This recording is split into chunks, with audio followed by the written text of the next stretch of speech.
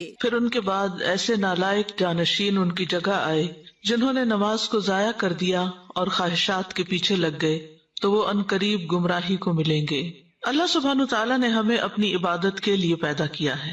سورۃ الذاریات میں آتا ہے وَمَا خَلَقْتُ الْجِنَّ وَالْإِنسَ إِلَّا لِيَعْبُدُونَ، میں نے جن و انس کو محض اس لیے پیدا کیا کہ وہ میری عبادت کریں۔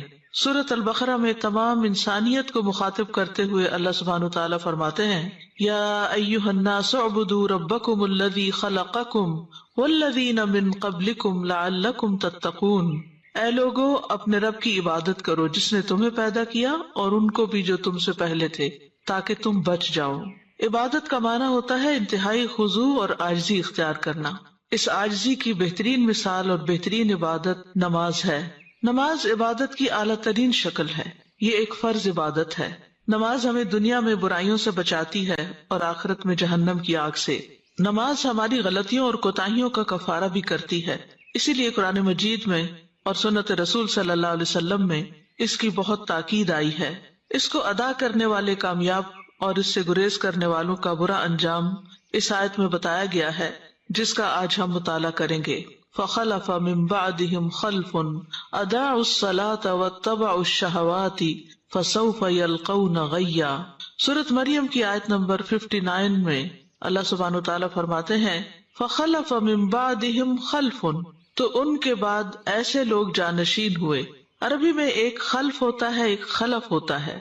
خلف کہتے ہیں برے جانشین کو اور خلف کہتے ہیں اچھے جانشین کو۔ یعنی سورۃ مریم میں اللہ سبحانہ تعالیٰ نے جن انبیاء کا ذکر کیا، ابراہیم علیہ السلام، موسیٰ علیہ السلام، اسماعیل علیہ السلام، ادریس علیہ السلام، ان سب کا ذکر کرنے کے بعد، ان کی تعریف کرنے کے بعد اللہ تعالیٰ فرماتے ہیں فخلف من بعدهم خلف، کہ ان قابل تعریف لوگوں کے بعد ایسے برے جانشین آئے کہ جن کی سب سے بڑی برائی کیا تھی، اضاعوا الصلاۃ، انہوں نے نماز ضائع کر دی، واتبعوا الشہوات، اور خواہشات کے پیچھے لگ گئے۔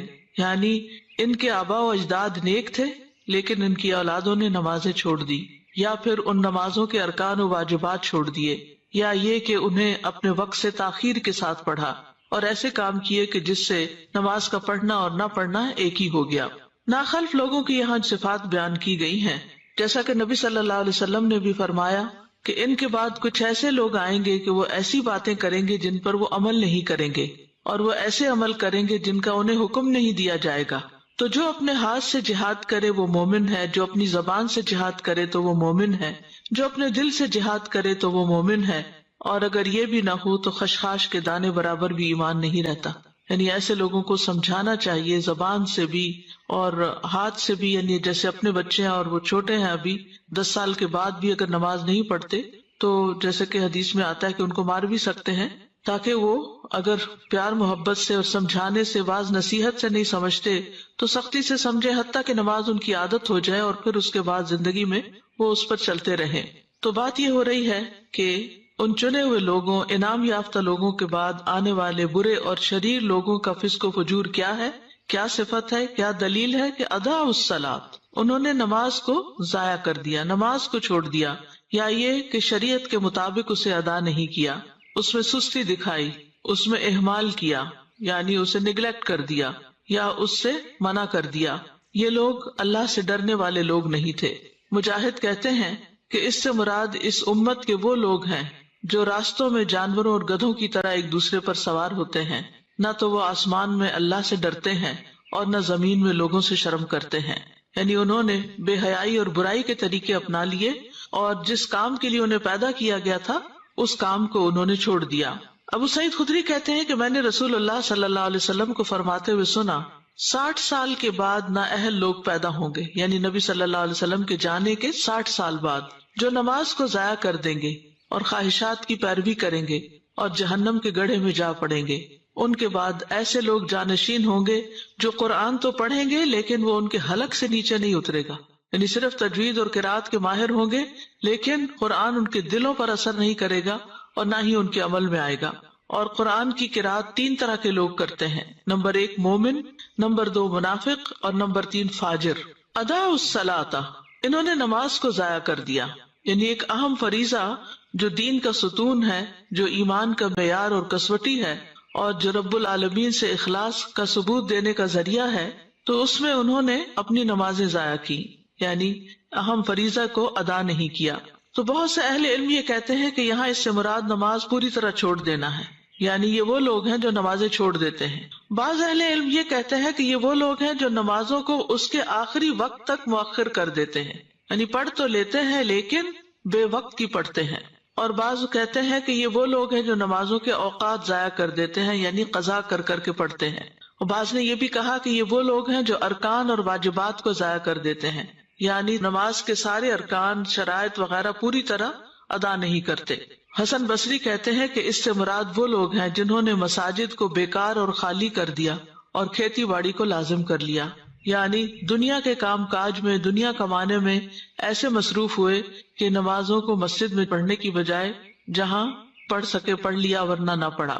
ابن مسعود اور ابراہیم کہتے ہیں کہ انہوں نے نماز کو اس کے وقت سے مؤخر کر دیا۔ سعید بن مسیب کہتے ہیں یہ وہ شخص ہے جو ظہر نہیں پڑھتا یہاں تک کہ عصر داخل ہو جاتی، عصر نہیں پڑھتا یہاں تک کہ سورج غروب ہو جاتا ہے۔ لوگوں نے ابن مسعود سے پوچھا کہ نماز کو ضائع کرنے کا مطلب کیا ہے، تو انہوں نے کہا اس سے مراد نماز کو اتنی دیر سے پڑھنا کہ وقت نکل جائے۔ تو ان لوگوں نے کہا ہم یہ سمجھتے تھے کہ نماز کو چھوڑ دینا اسے ترک کرنا ہے۔ تو انہوں نے کہا کہ اگر وہ نماز کو چھوڑ دیتے تو دین سے ہی نکل جاتے۔ نماز کو لیٹ کرنا بہرحال نفاق کی علامت ہے، جس کا حدیث میں بھی ذکر آیا ہے، اور سستی سے پڑھنا اور دکھاوے کی نماز پڑھنا اور اللہ کو کم یاد کرنا یہ منافقین کی نماز کی صفات ہیں۔ سورۃ النساء آیت 142 میں اللہ تعالیٰ فرماتے ہیں ان المنافقین یخادعون اللہ وہو خادعهم وَإِذَا قَامُوا إِلَى الصَّلَاةِ قَامُوا كُسَالَىٰ يُرَاءُونَ النَّاسَ وَلَا يَذْكُرُونَ اللَّهَ إِلَّا قَلِيلًا۔ بے شک منافق لوگ اللہ سے دھوکہ بازی کر رہے ہیں حالانکہ وہ انہیں دھوکہ دینے والا ہے، اور جب وہ نماز کے لیے کھڑے ہوتے ہیں تو سست ہو کر کھڑے ہوتے ہیں، یعنی شوق سے نہیں جاتے نماز کی طرف، خوشی سے نہیں جاتے، لوگوں کو دکھاوا کرتے ہیں اور اللہ کو بہت کم یاد کرتے ہیں۔ رسول اللہ صلی اللہ علیہ وسلم نے فرمایا یہ تو منافق کی نماز ہے، یہ تو منافق کی نماز ہے، یہ تو منافق کی نماز ہے، کہ سورج کو بیٹھے دیکھتا رہتا ہے، جب وہ شیطان کے دو سینگوں کے درمیان ہوتا ہے یعنی غروب ہونے کے قریب ہوتا ہے تو کھڑا ہو کر 4 ٹھونگے مارنے لگ جاتا ہے، اس میں اللہ کا ذکر نہیں کرتا مگر بہت تھوڑا، یعنی اللہ کو یاد کرنے کی بجائے وہ ادھر ادھر کی باتیں سوچتا رہتا ہے، یا بس نماز کو سر سے اتارنے کی فکر کرتا ہے۔ رسول اللہ صلی اللہ علیہ وسلم نے یہ بھی فرمایا کہ بے شک منافقوں پر سب سے زیادہ بھاری نماز عشاء اور فجر کی نماز ہے، دونوں آرام کے وقت ہیں اور نیند کے وقت ہیں، اس لیے ایسے اوقات میں ان کو نماز پڑھنا اور مشکل لگتا ہے۔ سعید بن مسیب کہتے ہیں کہ وہ لوگ حی علی الصلاۃ حی علی الفلاح کے الفاظ سنتے ہیں، تندرست اور صحیح سالم ہونے کے باوجود نماز پڑھنے نہیں جاتے، استغفر اللہ، یعنی آذان کی آواز آتی ہے اس کے باوجود بھی وہ اس سے غفلت برتتے ہیں۔ ایک معنی یہ بھی کیا گیا ہے کہ یہ عمدگی سے نماز نہیں پڑھتے۔ ابو ہریرہ رضی اللہ عنہ کہتے ہیں کہ ایک دن آپ صلی اللہ علیہ وسلم نے ہمیں نماز پڑھائی، پھر مڑے اور فرمایا اے فلاں تم نے اپنی نماز اچھی طرح کیوں نہیں ادا کی؟ کیا نمازی کو دکھائی نہیں دیتا جب وہ نماز پڑھتا ہے کہ اس نے کس طرح نماز ادا کی؟ حالانکہ وہ اپنے ہی لیے نماز ادا کرتا ہے، تو پھر چاہیے کہ اچھے سے اچھے طریقے سے ادا کرے۔ اسی طرح ایک معنی یہ بھی ہے کہ جلدی جلدی نماز پڑھنا، بس سر سے اتارنے کی کوشش کرنا۔ حذیفہ رضی اللہ عنہ کہتے ہیں انہوں نے ایک آدمی کو نماز پڑھتے ہوئے دیکھا، اس نے نماز میں کمی کی، یعنی تیز تیز پڑھ رہا تھا، صحیح طرح رکوع اور سجود ادا نہیں کر رہا تھا۔ حذیفہ نے اس سے کہا تم کتنے عرصے سے ایسی نماز ادا کر رہے ہو؟ اس نے کہا 40 سال سے۔ تو انہوں نے کہا کہ تم نے 40 سال سے کوئی نماز نہیں پڑھی، اگر تم ایسی ہی نماز پڑھتے مر جاتے تو تم محمد صلی اللہ علیہ وسلم کی ملت کے علاوہ ہی مرو گے۔ پھر کہا بے شک ایک آدمی ہلکی نماز پڑھنے کے باوجود اسے مکمل اور اچھے طریقے سے ادا کر سکتا ہے۔ تو اصل مقصود کیا ہے کہ نماز کا پھر حق ادا کیا جائے، اطمینان سے نماز کے ارکان کو ادا کیا جائے۔ ابو ہریرہ کہتے ہیں کہ رسول اللہ صلی اللہ علیہ وسلم ایک مرتبہ مسجد تشریف لے گئے، اسی وقت ایک شخص آیا اور اس نے نماز پڑھی، اس کے بعد نبی صلی اللہ علیہ وسلم کو سلام کیا، آپ نے سلام کا جواب دیا اور فرمایا کہ واپس جاؤ نماز پڑھو کیونکہ تم نے نماز نہیں پڑھی۔ وہ لوٹ گیا، اس نے ویسے ہی نماز دوبارہ پڑھ دی جیسے پہلے پڑھی تھی، پھر آیا اور نبی صلی اللہ علیہ وسلم کو سلام کیا، آپ نے فرمایا واپس جاؤ نماز پڑھو کیونکہ تم نے نماز نہیں پڑھی۔ اس طرح 3 مرتبہ ہوا۔ پھر اس نے کہا اس ذات کی قسم جس نے آپ کو حق کے ساتھ بھیجا ہے، میں اس سے بہتر نماز ادا نہیں کر سکتا، لہٰذا آپ مجھے سکھا دیجیے۔ آپ نے فرمایا جب تم نماز کے لیے کھڑے ہو تو تکبیر کہو، اس کے بعد جتنا قرآن تمہیں یاد ہو اس کو پڑھو، یعنی سورۃ فاتحہ کے بعد، پھر رکوع کرو یہاں تک کہ اطمینان سے رکوع کرو، پھر سر اٹھاؤ یہاں تک کہ سیدھے کھڑے ہو جاؤ، پھر سجدہ کرو یہاں تک کہ اطمینان سے سجدہ کرو، پھر سر اٹھاؤ یہاں تک کہ اطمینان سے بیٹھ جاؤ، اور اپنی پوری نماز میں اسی طرح کرو، یعنی ہر رکن اس طرح ادا کرنا چاہیے کہ اس کے بعد انسان اپنی جگہ پر ٹھہر جائے سکون سے، اور پھر دوبارہ اگلا رکن ادا کرے۔ پھر اسی طرح رکوع اور سجود میں اگر کمر سیدھی نہ کی جائے اور بس تھوڑا سا جھکا کے سر اٹھا لیا جائے تو آپ نے فرمایا وہ نماز کافی نہ ہوگی جس میں آدمی اپنی پشت کو رکوع اور سجود میں سیدھا نہ رکھے۔ امام شافعی، امام احمد اور اسحاق کہتے ہیں جو اپنے رکوع اور سجدے میں اپنی پشت سیدھی نہیں رکھتا، یعنی اسٹریٹ نہیں ہوتی، اس کی نماز فاسد ہو جاتی ہے۔ ابن قیم رحمۃ اللہ علیہ کہتے ہیں کہ نماز میں یہ 6 صفات منافقوں کی علامت ہے۔ نماز کی طرف جاتے وقت سستی کا مظاہرہ کرنا، نماز ادا کرتے ہوئے لوگوں کے لیے دکھاوا کرنا، اس کی ادائیگی میں تاخیر کرنا، جلدی جلدی ٹھونگے مارنا، اس میں اللہ کا ذکر کم کرنا، اور با جماعت نماز سے پیچھے رہنا۔ تو خلاصہ یہ ہے کہ جو شخص وضو مکمل کرنے اور رکوع اور سجود کو مکمل کرنے کی حفاظت نہ کرے وہ نماز کی حفاظت کرنے والا نہیں ہوتا، اور جو نماز کی حفاظت نہیں کرتا گویا وہ اسے ضائع کر دیتا ہے، اور جو نماز کو ضائع کر دیتا ہے تو وہ باقی شریعت کے تمام احکامات کو بھی زیادہ ضائع کرنے والا ہوتا ہے۔ اور جو شخص نماز کی حفاظت کرتا ہے اللہ اس کے دین کی حفاظت کرتا ہے، اور جو نماز نہیں پڑھتا اس کا تو کوئی دین ہی نہیں ہوتا۔ ایسے لوگوں کی دوسری صفت کیا بتائی گئی؟ واتبعوا الشہوات، کہ وہ خواہشات کے پیچھے لگ گئے، یعنی گناہوں میں پڑ گئے، شراب نوشی میں پڑ گئے، اپنے نفسوں پر شہوت کو ترجیح دی اللہ کی اطاعت کے مقابلے میں، منکرات میں آگے بڑھ گئے۔ نماز کو ضائع کرنے کا بھی سب سے اہم سبب یہی ہے کہ انسان اپنی خواہشات کی تکمیل میں اپنا وقت استعمال کر دیتا ہے، اور جب نماز کا وقت آتا ہے تو یا وہ تھک چکا ہوتا ہے یا پھر اس کا دل بدل چکا ہوتا ہے اور نماز پڑھنے میں اس کا دل ہی نہیں لگتا۔ حضرت علی رضی اللہ عنہ سے اللہ تعالیٰ کے اس قول کے بارے میں مروی ہے کہ خواہشات کی پیروی کرنے والوں سے وہ لوگ مراد ہیں جو مضبوط محل بناتے ہیں، قابل توجہ سواریوں پر سوار ہوتے ہیں اور مشہور لباس پہنتے ہیں۔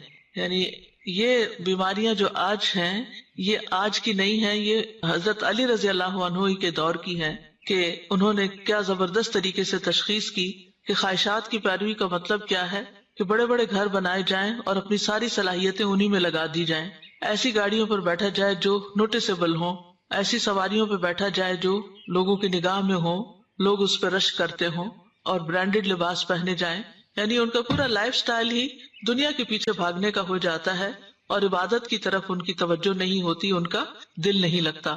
تو خواہشات ان چیزوں کے متعلق ہوتی ہیں جو انسان کو پسند آتے ہیں کام، یا انسان جن کو کرنا چاہتا ہے، جن کے ساتھ وہ موافقت رکھتا ہے اور جن سے وہ بچتا نہیں ہے۔ صحیح حدیث میں ہے کہ جنت ناپسندیدہ چیزوں کے ساتھ گھری ہوئی ہے اور جہنم خواہشات کے ساتھ گھری ہوئی ہے۔ اس بارے میں ابو ہریرہ کہتے ہیں کہ رسول اللہ صلی اللہ علیہ وسلم نے فرمایا جب اللہ عز و جل نے جنت کو پیدا کیا تو جبریل علیہ السلام سے کہا جا کر اسے دیکھ آؤ۔ چنانچہ جبریل علیہ السلام گئے اور دیکھا، واپس آ کر عرض کیا یا رب و عزتک، اے میرے رب آپ کی عزت کی قسم اس کے متعلق جو بھی سنے گا وہ اس میں داخل ہونا چاہے گا۔ پھر جنت کو ناپسندیدہ چیزوں سے ڈھانپ دیا گیا۔ پھر اللہ تعالیٰ نے فرمایا اسے دیکھ کر آؤ۔ چنانچہ وہ دوبارہ گئے اور اسے دیکھا، کہا یا رب و عزتک، اے میرے رب آپ کی عزت کی قسم مجھے اندیشہ ہے کہ اب اس میں کوئی داخل ہی نہیں ہو سکے، یعنی اتنا مشکل راستہ ہے۔ اور اسی طرح جب آگ کو پیدا کیا تو آپ نے جبریل علیہ السلام سے فرمایا کہ اے جبریل جہنم کو دیکھ کر آؤ۔ جب وہاں پہنچے تو آ کر کہنے لگے یا رب و عزتک، اے رب آپ کی عزت کی قسم جو اس کے متعلق سنے گا اس میں داخل ہونا نہیں چاہے گا۔ اللہ کے حکم پر اسے خواہشات سے ڈھانپ دیا گیا۔ پھر فرمایا اے جبریل جا کر اسے دیکھ کر آؤ۔ وہ دیکھ کر آئے، دیکھا تو کہا یا رب و عزتک مجھے تو اندیشہ ہے اب کوئی آدمی اس میں داخل ہونے سے بچ نہ سکے گا، یعنی ایسا پھسلن کا راستہ ہے، ایسا خواہشات کا راستہ ہے کہ سب اسی طرف چل پڑیں گے، کیونکہ یہ انسان کے لیے ایک امتحان ہے۔ اس کے اندر خواہشات کی محبت خوشنما بنا دی گئی ہے، لہذا جو چیز انسان کو خوشنما لگتی ہے انسان اس کے پیچھے بھاگتا ہے۔ رسول اللہ صلی اللہ علیہ وسلم نے فرمایا مجھے اپنی امت کے بارے میں 3 چیزوں کا ڈر ہے، بخیلی جس کی اطاعت کی جائے، یعنی انسان بخل کرے، یعنی دل میں بخل کا خیال آئے تو اس کی پیروی کرے، خواہش نفس جس کی پیروی کرے، یعنی کچھ اللہ کے راستے میں دینے کی بجائے اپنی خواہشات پر انسان خرچ کرنے لگے، اور گمراہ امام جو لوگوں کو مس لیڈ کریں اپنی خواہشات پرستی کی وجہ سے. پھر اسی طرح اپنی مرضی کی زندگی گزارنا یہ بھی گمراہی کا راستہ ہے. اور آپ صلی اللہ علیہ وسلم نے اس کے بارے میں فرمایا مجھے تمہارے متعلق ان گمراہ کن خواہشات سے سب سے زیادہ اندیشہ ہے جن کا تعلق پیٹ اور شرمگاہ سے ہوتا ہے، اور اپنی مرضی پر چلنے کی گمراہی کا بھی اندیشہ ہے. اپنی مرضی پر چلنے کی گمراہی یعنی جو دل میں آئے گا وہ کریں گے. اگر دیکھا جائے تو خواہش کی شدت جو ہے وہ ہر برائی کی جڑ ہے. قرآن مجید میں یہ جو آتا ہے وہ احضرت الانفس الشح، تو شح کا معنی یہ کیا گیا کہ کسی چیز میں شدید خواہش رکھنا اور اس کی حرص کرنا، اور یہی شح جو ہے یہ انسان کو پھر بہت سی برائیوں پر آمادہ کرتی ہے، خون ریزی پر، محرمات کو حلال سمجھنے پر. اسی طرح یہ ہے کہ خواہش پرستی جو ہے یہ غفلت کا ذریعہ ہے. آپ نے فرمایا کہ میں تمہارے فقر سے نہیں ڈرتا لیکن اس بات سے ڈرتا ہوں کہ دنیا تم پر کشادہ کر دی جائے گی جیسے پہلے لوگوں پہ کی گئی تھی، تو تم ایک دوسرے سے آگے بڑھنے لگو گے جس طرح وہ ایک دوسرے سے آگے بڑھنے لگے، اور وہ تمہیں غافل کر دے جس طرح ان لوگوں کو غافل کر دیا تھا. خواہش پرستی سے انسان اللہ کے ذکر سے غافل ہو جاتا ہے. اللہ تعالیٰ فرماتے ہیں یا ایھا الذین آمنوا لا تلہکم اموالکم ولا اولادکم عن ذکر اللہ، اے ایمان والو تمہیں اموال اور تمہاری اولاد اللہ کی یاد سے غافل نہ کریں، اور جو ایسا کریں گے وہی خسارہ اٹھانے والے ہیں. یعنی انسان کی عام طور پر خواہش مال کی ہوتی ہے، اولاد کی ہوتی ہے، پھر آگے جا کر انسان ان چیزوں میں اتنا محو ہو جاتا ہے، اتنا ان سے راضی ہو جاتا ہے کہ اللہ کی یاد سے ہی غافل ہو جاتا ہے. یعنی ان چیزوں کے نہ ہونے پر جس طرح وہ رب کو پکارتا تھا، ان کے ملنے کے بعد وہ رب کو اس طرح نہیں پکارتا. تو جب انسان خواہشات کی پیروی کرنے لگتا ہے تو وہ فرائض سے غافل ہو جاتا ہے. اور پھر خواہش پرستی ایسی چیز ہے کہ جو اللہ سبحانہ وتعالیٰ کے احکامات کو بوجھ بنا کے رکھ دیتی ہے. عبداللہ ابن عمر کہتے ہیں میں نے نبی صلی اللہ علیہ وسلم کو فرماتے ہوئے سنا کتنے ہی لوگ ایسے ہیں جو اپنی خواہش نفس کو پورا کرنے میں لگ جاتے ہیں، یعنی پھر مراد یہ ہے کہ اپنے فرائض کو بھول جاتے ہیں، اپنی ذمہ داریاں بھول جاتے ہیں. ان کے لیے قیامت کے دن جہنم کے سوا کچھ نہ ہوگا. لیکن جو شخص خواہش پر نماز کو ترجیح دے تو اس کی فضیلت بھی بیان کی گئی ہے. حدیث میں آتا ہے اللہ تعالیٰ 3 قسم کے آدمیوں سے محبت کرتا ہے، ان پہ ہنستا ہے، ان سے خوش ہوتا ہے. ان میں سے ایک وہ جس کی بیوی خوبصورت ہو، اس کے پاس بہترین نرم بستر ہو، لیکن پھر بھی وہ قیام کرنے کے لیے رات کو کھڑا ہو جاتا ہے، یعنی خواہشات چھوڑ کر اللہ کے حضور کھڑا ہو جاتا ہے. اللہ تعالیٰ کہتے ہیں میرے بندے نے اپنی شہوت کو ترک کر دیا اور میرا ذکر کر رہا ہے، مجھ سے سرگوشی کر رہا ہے، اگر یہ چاہتا تو سو بھی سکتا تھا. تو ان کا انجام کیا بتایا گیا؟ فسوف یلقون غیا، تو انقریب یہ بھٹک جائیں گے. یعنی نمازوں کو ضائع کرنے والے، خواہشات کی پیروی کرنے والے آخرت میں خسارے اور شر کا سامنا کریں گے، کیونکہ دنیا میں یہ گمراہ ہو گئے اور صراط مستقیم سے بھٹک گئے. غیا کی تفسیر کرتے ہوئے بعض اہل علم کہتے ہیں کہ یہ جہنم کی وادی ہے، اور اس بارے میں جو آثار ہیں وہ یہ ابن جریر نے یہی موقف اختیار کیا کہ غی جہنم کی ایک وادی ہے. عربی زبان میں غی کا لفظ جو ہے رشد کے مقابلے میں آتا ہے، بھلائی کے مقابلے میں. لا اکراہ فی الدین قد تبین الرشد من الغی، دین میں کوئی زبردستی نہیں، بلا شبہ ہدایت گمراہی سے صاف واضح ہو چکی ہے. شر اور گمراہی کو بھی غی کہا جاتا ہے، شر اور گمراہی کے لیے بھی لفظ غی استعمال ہوتا ہے. تو جو شخص گمراہ ہوتا ہے وہ بھلائی پر نہیں ہوتا، اور جو بھلائی کا راستہ چھوڑ دیتا ہے تو پھر یہ چیز اس کو عذاب تک پہنچا دیتی ہے. اسی لیے بعض اہل علم نے غی سے مراد صرف بھٹکنا نہیں لیا، بلکہ بھٹکنے کا جو انجام ہے جہنم کی صورت میں وہ بھی مراد لیا ہے. وہب کہتے ہیں کہ نہر فی جہنم بعید قعرہ خبیث طعمہ، کہ یہ جہنم میں ایک نہر ہے کہ جو بہت ہی گہرائی والی ہے اور اس کا کھانا انتہائی خبیث ہے. ابن عباس کہتے ہیں الغی واد فی جہنم، کہ غی جہنم کی وادیاں. ابن عباس کا قول ہے یہ کہ ان کی گرمی سے پناہ مانگنی چاہیے، جو کہ زنا پہ اصرار کرنے والے، عادی شراب پینے والے، سود کھانے والے اور اس سے باز نہ آنے والے، اور والدین کی نافرمانی کرنے والے اور جھوٹی گواہی دینے والوں کے لیے ہیں. عطا کہتے ہیں الغی سے مراد واد فی جہنم یسیل قیحا و دمن، یہ جہنم کی ایسی وادی ہے کہ جس میں پیپ اور خون بہتا ہے. کعب کہتے ہیں ہوا واد فی جہنم ابعدھا قعرا وشد حرا، کہ یہ جہنم میں ایسی وادی ہے کہ جو بہت دور گہری ہے اور بہت سخت گرم ہے. ابن مسعود کہتے ہیں کہ جہنم کی ایک وادی ہے جس کی گہرائی بہت لمبی ہے اور اس کی خوراک بہت بری ہے.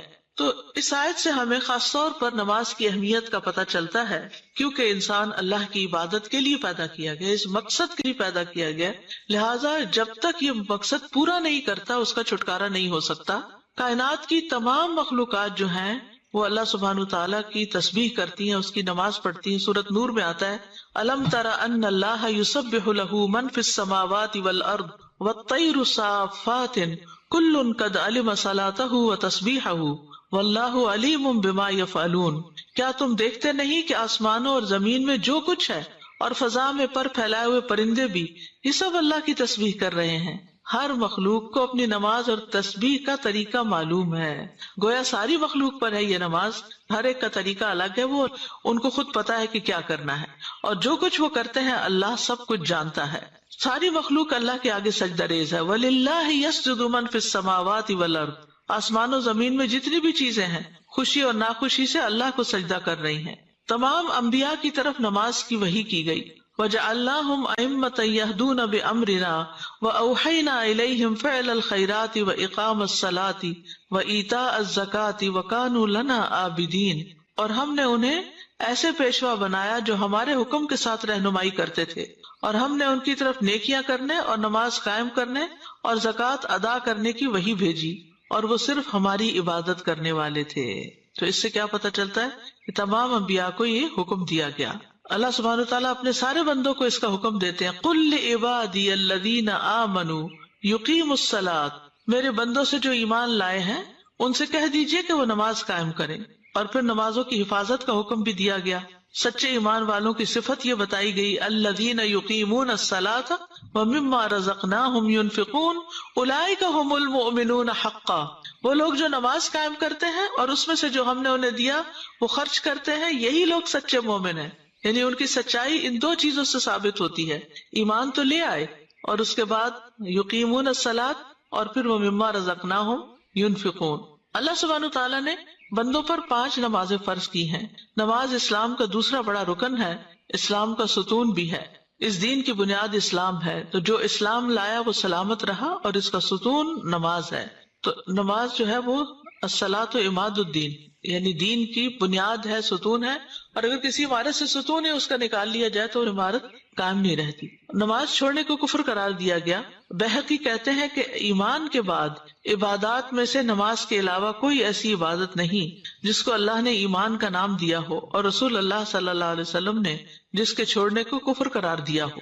نماز اعمال میں سب سے بہترین عمل ہے۔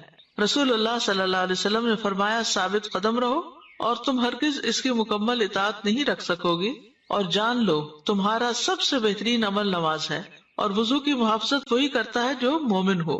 تو اس سے یہ پتہ چلتا ہے کہ جب تک انسان اپنی نمازیں پوری نہیں کرتا اس کے باقی اعمال بھی اس طرح قبول نہیں ہوتے، اور سب سے ٹاپ پر نماز ہی ہے۔ اور یہ ایسا فریضہ ہے جو کسی حال میں بھی ساقط نہیں ہوتا۔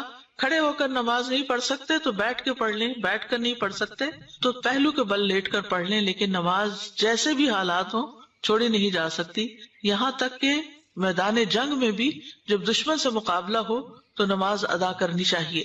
اللہ سبحانہ وتعالیٰ روزانہ 2 بار فرشتوں سے بندوں کی نماز کی خبر لیتے ہیں، عصر کے وقت اور فجر کے وقت، جب فرشتے تبدیل ہو کر جاتے ہیں اور وہ نمازوں میں ہی آ کر بندوں سے ملتے ہیں۔ اور ہر نماز کے وقت ایک اعلان ہوتا ہے۔ عبداللہ بن مسعود کہتے ہیں کہ رسول اللہ صلی اللہ علیہ وسلم نے فرمایا، جب ہر نماز کا وقت شروع ہوتا ہے تو ایک منادی کرنے والے کو بھیجا جاتا ہے، وہ کہتا ہے، آدم کے بیٹو اٹھو اور اس آگ کو بجھاؤ جو تم نے اپنے نفسوں کے لیے جلائی ہے۔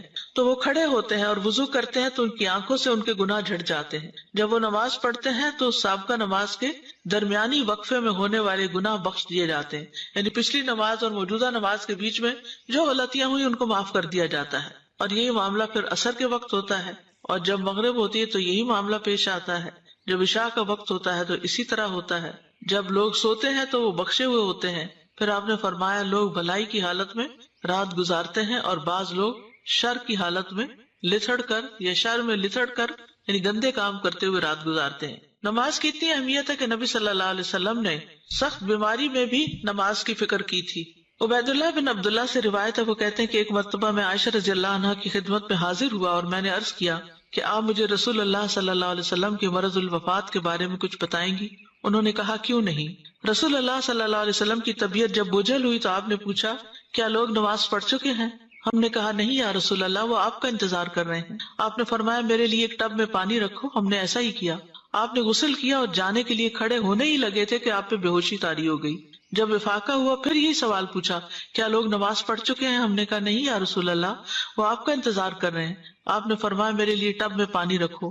آپ نہا کر جانے کے لیے کھڑے ہی ہونے لگے تھے کہ آپ پہ بے ہوشی طاری ہو گئی۔ حضرت عائشہ کہتی ہیں کہ لوگ نماز عشاء کے لیے مسجد میں بیٹھے آپ کا انتظار کر رہے تھے تو آپ نے ابو بکر کے پاس یہ پیغام بھیجا کہ آپ لوگوں کو نماز پڑھا دیں۔ چنانچہ ان دنوں میں ابو بکر لوگوں کو نماز پڑھاتے رہے۔ ایک دن حضور صلی اللہ علیہ وسلم کو اپنے مرض میں کچھ تخفیف محسوس ہوئی تو آپ ظہر کی نماز کے وقت دو آدمیوں کے درمیان نکلے جن میں سے ایک عباس تھے۔ ابو بکر نے جب آپ کو دیکھا تو پیچھے ہٹنے لگے۔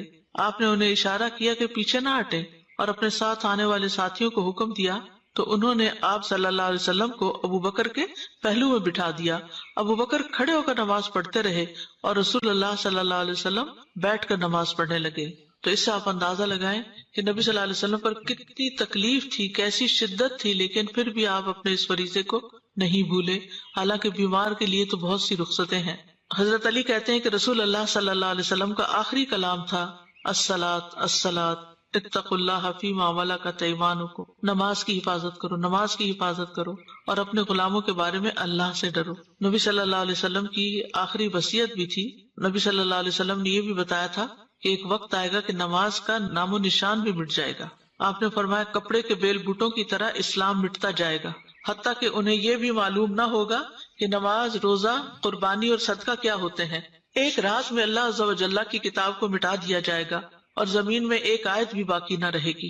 لوگوں کے مختلف گروہوں میں سے کچھ بوڑھے مرد اور عورتیں رہ جائیں گی۔ وہ کہیں گے ہم نے اپنے آباء و اجداد کو یہ کلمہ لا الہ الا اللہ کہتے سنا تھا اور اب ہم بھی کہہ رہے ہیں، یعنی اس کے علاوہ نماز، قرآن سے بالکل لا علم اور غافل ہوں گے۔ قبر میں جا کر بھی بندے کی حسرت کیا ہوگی۔ نبی صلی اللہ علیہ وسلم ایک قبر کے پاس سے گزرے، حال ہی میں اس میت کو دفن کیا گیا تھا، تو آپ نے فرمایا 2 رکعتیں ہلکی سی ہوتی ہیں اور تم لوگ انہیں حقیر اور زائد سمجھتے ہو، لیکن وہ 2 رکعتیں اگر یہ صاحب قبر اپنے عمل میں زیادہ کر لیتا تو اس کی نظر میں تمہاری تمام باقی دنیا سے بھی اسے زیادہ محبوب ہوتی۔ لیکن ہم کتنے آرام سے نفل چھوڑ دیتے ہیں، نفل کیا سنت چھوڑ دیتے ہیں، ہمارے بندے بس فرض پڑھ کے کھڑے ہو جاتے ہیں۔ تو ہمیں اپنی نمازوں کا حساب لینا چاہیے، خود اپنا تجزیہ کرنا چاہیے کہ ہم کیا نماز کو ادا کرنے والے ہیں یا نماز کو ضائع کرنے والے ہیں۔ اور ضائع کرنے میں تاخیر سے پڑھنا بھی مراد ہے، تو وقت پر نماز پڑھنی چاہیے، کیونکہ قرآن مجید میں آتا ہے ان الصلاۃ کانت علی المؤمنین کتابا موقوتا، بے شک نماز ایمان والوں پر ہمیشہ سے ایسا فریضہ ہے جس کا وقت مقرر کیا ہوا ہے۔ عبداللہ بن مسعود کہتے ہیں میں نے نبی صلی اللہ علیہ وسلم سے عرض کیا اللہ کو کون سا عمل زیادہ پسند ہے؟ آپ نے فرمایا نماز کو اس کے وقت پر ادا کرنا، یعنی جب ٹائم داخل ہو جائے تو پھر نماز کی طرف دوڑیں، اور جو نماز کو وقت پر ادا کرے گا، پابندی سے ادا کرے گا، اللہ تعالیٰ کا اس سے کیا وعدہ ہے، اللہ تعالیٰ اس کو جنت میں داخل کرے گا۔ عبداللہ بن مسعود کہتے ہیں کہ رسول اللہ صلی اللہ علیہ وسلم ہر نماز اس کے وقت پر پڑھتے تھے، مگر مزدلفہ اور عرفہ میں جمع کیا کرتے تھے۔ نبی صلی اللہ علیہ وسلم نے اس کی بہت تلقین بھی کی ہے اور مؤخر کرنے کی مذمت بھی کی ہے۔ صحابہ کے بارے میں آتا ہے کہ نمازوں کو ضائع ہوتے دیکھ کر وہ روتے تھے۔ امام زہری کہتے ہیں میں دمشق میں انس بن مالک کی خدمت میں گیا، آپ اس وقت رو رہے تھے۔ میں نے عرض کیا آپ کیوں رو رہے ہیں؟ تو انہوں نے فرمایا اب میں اس نماز کے علاوہ نبی صلی اللہ علیہ وسلم کے دور کی کوئی چیز نہیں پاتا، کیونکہ آپ نے تو انسانوں کی تعمیر کی تھی اور انسانوں کو اخلاق سکھائے تھے، طرز عمل اور معاملہ سب کچھ، لیکن آپ ان کے اندر تو نہیں رہے تھے۔ کچھ عرصے کے بعد آپ فوت ہو گئے تھے، یعنی اس وقت ان کے پاس دنیاوی مال و اسباب نہیں تھے، یہی عبادتیں تھیں، اخلاق تھے، اچھے معاملات تھے، اچھی ڈیلنگز تھی۔ تو بعد میں وہ کہتے ہیں کہ میں نبی صلی اللہ علیہ وسلم کے دور کی اب کوئی چیز نہیں پاتا سوائے نماز کے، اور اب اس نماز کو بھی ضائع کر دیا گیا ہے، یعنی تاخیر سے پڑھنے کی وجہ سے۔ تو اگر انسان نماز پڑھتا ہے تو اس کو اللہ کی رحمت بھی ملتی ہے، کامیابی بھی ملتی ہے۔ قد افلح المؤمنون الذین هم فی صلاتهم خاشعون، سورۃ النور میں آتا ہے وَأَقِیمُوا الصَّلَاةَ وَآتُوا الزَّکَاةَ وَأَطِیعُوا الرَّسُولَ لَعَلَّکُمْ تُرْحَمُونَ، اور نماز قائم کرو اور زکوٰۃ ادا کرو اور رسول کا حکم مانو تاکہ تم رحم کیے جاؤ۔ نبی صلی اللہ علیہ وسلم نے فرمایا جب تم میں سے کوئی آدمی نماز کے لیے کھڑا ہوتا ہے تو اللہ کی رحمت اس کی طرف متوجہ ہو جاتی ہے۔ اسی لیے آپ کو جب کوئی پریشانی ہوتی تھی آپ فوراً نماز کی طرف لپکتے تھے. جو شخص نماز کے بعد اپنی جائے نماز پر بیٹھا رہتا ہے تو فرشتے اس پر صلات پڑھتے رہتے ہیں، اور فرشتوں کی ان پر صلات یہ ہے: اللہم اغفر لہ، اللہم ارحمہ، اللہم اغفر لہ، اللہم ارحمہ. اے اللہ اسے بخش دے، اے اللہ اس پر رحم فرما. اگر وہ آگے بیٹھ کر اگلی صف میں نماز کا انتظار کرے تو فرشتے بھی اس پر صلات بھیجتے ہیں، اور ان کی صلات کیا ہے؟ اللہم اغفر لہ، اللہم ارحمہ. پھر یہ کہ نماز پڑھنے سے خوف اور غم سے نجات ملتی ہے، پھر اللہ کی مدد آتی ہے. اسی لیے تمام انبیاء جب کوئی مسئلہ درپیش ہوتا تھا تو نماز پڑھنے لگتے تھے، یعنی نفل نماز، پھر اللہ کی حفاظت ملتی ہے. آپ نے فرمایا: من صلی الصبح فہو فی ذمۃ اللہ، جو صبح کی نماز پڑھتا ہے وہ اللہ کے ذمے میں ہے، یعنی اللہ تعالیٰ کی اس کو حفاظت حاصل ہوگی. نماز صحت اور تندرستی کا سبب بھی ہے. حشاش بشاش ہونا اور خوش مزاجی نماز ہی سے حاصل ہوتی ہے. ابن القیم کہتے ہیں: اللہ کا ذکر کرنا، اس کی طرف متوجہ ہونا، اس کی طرف رجوع کرنا اور مدد لینے کے لیے جانا، نماز کی طرف جانا. کتنے ہی ان میں سے ایسے بیمار ہیں جنہیں شفا دے دی گئی اور کتنے ہی بیماروں کو عافیت دے دی گئی. یعنی نماز کا ایک فائدہ کیا ہوا کہ نماز پڑھنے سے وہ بیماری نہیں ہوئے. ظاہر وضو کر کے انسان سارے جراثیم سے پاک ہوتا ہے، پھر نماز ادا کرتا ہے، وہ ایک ایکسرسائز بھی ہے، اس میں اللہ کا ذکر بھی ہے، وہ ایک روحانی ٹانک بھی ہے. تو جو بیمار تھے ان کو شفا ہو گئی اور کتنے ہی بیماروں کو عافیت دے دی گئی، یعنی وہ اس مصیبت سے بچ گئے. پھر اسی طرح گناہ مٹتے ہیں. وَأَقِمِ الصَّلَاةَ طَرَفَيِ النَّهَارِ وَزُلَفًا مِّنَ اللَّيْلِ إِنَّ الْحَسَنَاتِ يُذْهِبْنَ السَّيِّئَاتِ ذَلِكَ ذِكْرَىٰ لِلذَّاكِرِينَ. اور دن کے ان دونوں سروں پر اور کچھ رات گزرنے پر نماز قائم کرو، بلا شبہ نیکیاں برائیوں کو دور کر دیتی ہیں. یہ ایک یاد دہانی ہے یاد کرنے والوں کے لیے. پھر اسی طرح گناہوں کا دھل جانا، گناہوں کا جھڑنا، اور پھر برائی اور بے حیائی سے حفاظت ملنا. قرآن مجید میں آتا ہے: ان الصلاۃ تنہی عن الفحشاء والمنکر، کہ بے شک نماز بے حیائی اور برائی سے روکتی ہے. حدیث میں اس کو نور کہا گیا ہے، الصلاۃ نور. اس سے نفس کا تزکیہ ہوتا ہے، بندے کو حفاظت کا ایک مضبوط قلعہ مل جاتا ہے. دل اور اعضاء گناہ کرنے سے محفوظ ہو جاتے ہیں، اس سے اللہ کی قربت حاصل ہوتی ہے، برائیاں دور ہوتی ہیں، گناہوں سے روک دیا جاتا ہے. پھر غیر اخلاقی بیماریوں سے بچا جا سکتا ہے، بری صفات اس سے ختم ہوتی ہیں، فتنوں کا کفارہ ہوتا ہے. آخرت میں نمازوں پر ڈھیروں اجر ملے گا. اللہ تعالیٰ نماز پڑھنے والوں کا اجر ضائع نہیں کرے گا. والذین یمسکون بالکتاب واقاموا الصلاۃ انا لا نضیع اجر المصلحین. اور جو لوگ کتاب کو مضبوطی سے پکڑتے ہیں اور انہوں نے نماز قائم کی، یقیناً ہم اصلاح کرنے والوں کا اجر ضائع نہیں کیا کرتے. تو اس سے کیا پتہ چلتا ہے کہ جو کتاب کو تھامے رکھے اور نماز ادا کرے تو دنیا میں بھی فائدہ ہوگا اور ان کا اجر بھی ضائع نہ ہوگا. پھر جہنم اور منافقت سے برات ہے. پھر یہ کہ قبر میں حفاظت کے لیے نماز آ جاتی ہے سر کی طرف سے. پھر اسی طرح قیامت کے دن چمکدار نور ملے گا. رسول اللہ صلی اللہ علیہ وسلم نے فرمایا: جو لوگ اندھیروں میں مسجدوں کی طرف جاتے ہیں اللہ ان کے لیے قیامت کے دن چمکدار نور کے ساتھ روشنی کرے گا. پھر فرمایا: اندھیرے میں مسجد جانے والوں کو قیامت کے دن مکمل نور کی خوشخبری دے دو. یہ قیامت کے دن آنکھیں ٹھنڈی کرنے کا باعث بھی ہوگا. سجدے اور وضو کی وجہ سے اعضاء چمک رہے ہوں گے نمازیوں کے. قیامت کے دن برہان اور نجات کا ذریعہ ہے. نبی صلی اللہ علیہ وسلم کی ملاقات اور آپ کی صحبت چاہے قیامت کے دن تو کثرت سجود کا آپ نے حکم دیا. سجدے کے نشانات پر آگ حرام ہے. نمازی کو جنت میں داخل کرنا اللہ پر حق ہے. نماز جنت میں لے جانے کا باعث ہے. کثرت نماز جنت میں پہلے داخل کرانے کا باعث ہے. قزاع قبیلے کے 2 آدمی تھے اور ان میں سے ایک اللہ کے راستے میں مارا گیا اور ایک سال کے بعد فوت ہوا. تو جو سال کے بعد فوت ہوا، طلحہ کہتے ہیں وہ مجھے خواب میں آیا کہ جنت کا دروازہ کھولا گیا اور بعد میں فوت ہونے والا شہید ہونے والے سے پہلے جنت میں داخل ہوا. اس پہ مجھے بڑا تعجب ہوا. جب صبح ہوئی تو میں نے اس خواب کا ذکر نبی صلی اللہ علیہ وسلم سے کیا. آپ نے فرمایا: کیا اس نے 1 سال بعد تک رمضان کے روزے نہیں رکھے؟ اس کے بعد 6000 رکعت اور یہ سنت کی رکعت نہیں پڑھی. یعنی جتنی زیادہ نمازیں اس کی ہوئی اتنے ہی اس کے درجے بلند ہوئے، کیونکہ ہر سجدے کے ساتھ ایک درجہ بلند ہوتا ہے. قرآن مجید میں اللہ تعالیٰ نے نماز کو ایمان بھی کہا ہے. نماز ایمان کا ترازو ہے. جس کے دل میں رائی برابر بھی ایمان ہو نماز نہیں چھوڑ سکتا. نماز بندے اور رب کے درمیان ایک تعلق کی علامت ہے اور یہ تعلق نمازوں کے ساتھ مضبوط ہوتا چلا جاتا ہے. نماز دل اور زبان کے ذکر کو جمع کرنے کا ذریعہ ہے. نماز کے ذریعے بندہ اپنے رب سے ایک درست تعلق قائم کر لیتا ہے. نماز کا چھوڑنا ایمان سے محرومی ہے، بدترین گناہ ہے. اللہ تعالیٰ کی حفاظت سے بندہ باہر آ جاتا ہے، اعمال کی بربادی کا باعث ہے، دلوں کی سختی اور غفلت کا باعث ہے۔ ایک نماز بھی قضا کرنا بہت بڑے خسارے کا باعث ہے۔ بے نمازی کے لیے موت کی سختیاں بھی ہیں۔ نماز چھوڑنا اہل جہنم کی صفت ہے۔ جب ان سے پوچھا جائے گا ما سلککم فی سقر قالوا لم نک من المصلین، جنت والے جہنم والوں سے پوچھیں گے تمہیں کیا چیز دوزخ میں لے گئی؟ وہ کہیں گے ہم نماز نہیں پڑھتے تھے۔ ہمیں دعا بھی کرنی چاہیے اپنے لیے بھی اور اپنی اولاد کے لیے بھی کہ ہم نمازوں پر قائم رہیں۔ رب اجعلنی مقیم الصلاۃ ومن ذریتی ربنا وتقبل دعا، اور خواہشات سے بچنے کے لیے بھی دعا ہے، اللہم انی اعوذ بک من منکرات الاخلاق والاعمال والاہواء، اے اللہ میں تجھ سے برے اخلاق، برے اعمال اور بری خواہشات سے پناہ مانگتا ہوں۔ تو کرنے کے کام کیا ہیں کہ نمازوں کی فکر کریں، وقت پر ادا کریں، زیادہ سے زیادہ سجدے کریں، یعنی سنت نفل کا بھی اہتمام کریں، فرائض اور نوافل دونوں ہی عمدگی سے ادا کریں، نماز کو اللہ کا فریضہ سمجھ کر ادا کریں اور پانچوں نمازوں کی حفاظت کریں۔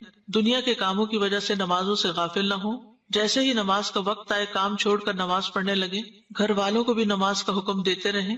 بچوں کو بھی سب سے پہلے اسلام کا یہی حکم سکھائیں اور اس کے بارے میں اس طرح ایکسپلین کریں کہ وہ ساری زندگی نماز نہ چھوڑ سکیں۔